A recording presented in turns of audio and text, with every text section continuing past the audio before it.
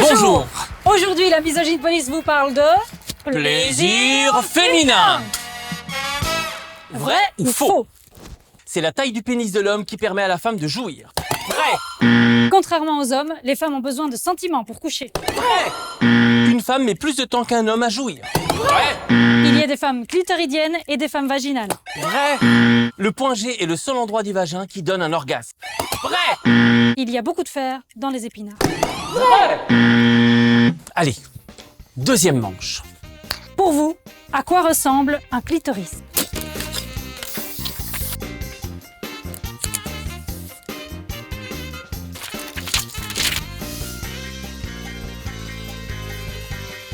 Bien, reprenons depuis le début. Le clitoris fut représenté pour la première fois dans son intégralité dans un manuel scolaire en l'an de grâce 2017. 2017. Pas étonnant donc qu'on en connaisse communément si peu sur le seul organe du corps humain uniquement dédié au plaisir. Nous nommons le... Merci Janine. Clitoris, les gens, clitoris. Taille réelle, 10 cm de moyenne. Le pénis, c'est 11. Clitoris. Organe érectile de la vulve chez la femme. De même origine embryonnaire que le pénis, il présente une structure identique. Il possède une extrémité visible, c'est le gland du clitoris, mais sa plus grande partie est interne. Comme un iceberg, mais en plus chaud. Iceberg droit devant! Donc que l'orgasme ait lieu par pénétration ou stimulation externe, c'est toujours un orgasme clitoridien. Cet organe du plaisir n'est donc pas un interrupteur qui ne sert qu'au préliminaire. Préliminaire qui prépare l'action principale. La pénétration. Alors les préliminaires, c'est quoi? Le générique avant le film, les hors-d'œuvre avant le repas, l'échauffement avant le match. Est-ce qu'une relation sexuelle peut se résumer en une action en particulier? Non! Une relation sexuelle est un moment intime, passé ensemble. Avec ou sans pénétration. La société dans laquelle nous évoluons induit une sexualité pénétrocentrée. C'est visible notamment dans la majorité des films porno mainstream. La dérive, c'est que comme la sexualité reste taboue et les cours d'éducation sexuelle lacunaires, l'industrie de la pornographie sert de référence. Selon une enquête de l'IFOP, près d'un garçon sur deux et plus d'une fille sur trois estiment que le visionnage de ces vidéos pornographiques a participé à l'apprentissage de leur sexualité. Ce qui conforte les hommes dans l'approche d'une sexualité performante et dominante. Le porno... Merci Janine. Il n'y a pas de recette, osez chercher, vous trouver, vous inventer ensemble. Oser dialoguer, communiquer, parler de ce qu'on aime, de ce qu'on n'aime pas. Et parfois les mots permettent de penser, de voir autrement. Par exemple, en n'utilisant que le terme pénétration, il est sous-entendu que l'action est au pénis. Alors que nous connaissons la force active du périnée. Nous pourrions par exemple utiliser le mot circlusion. Circlu quoi? Tirage, circoncision. C'est pas encore dans le dictionnaire. Circlusion. Action d'enrober quelque chose. Dans le domaine sexuel, action d'entourer, d'enrober par le vagin, la bouche ou l'anus. La sexualité est propre à chacun, à chacune. C'est une histoire à écrire ensemble. Ou tout seul. Ou toute seule.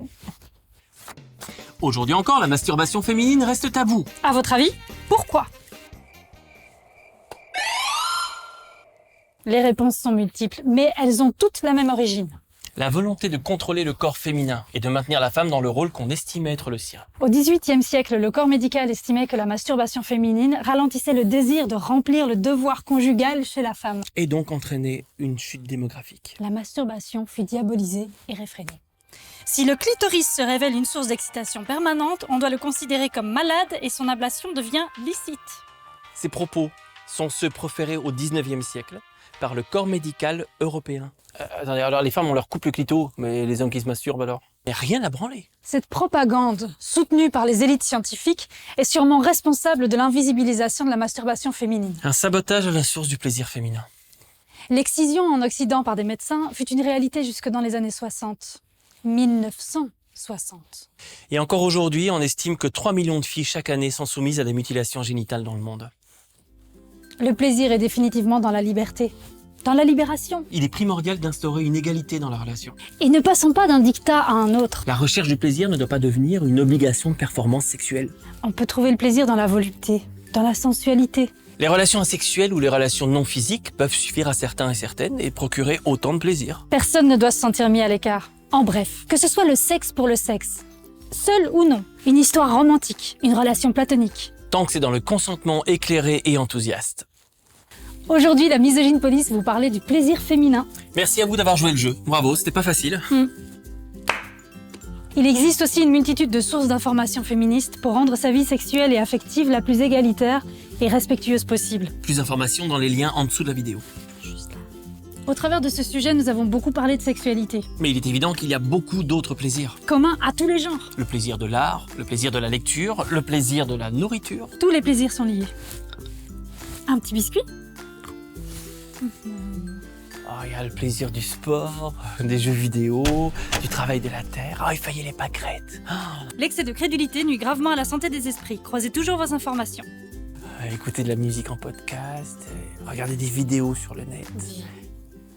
Il y a du fer dans les épinards.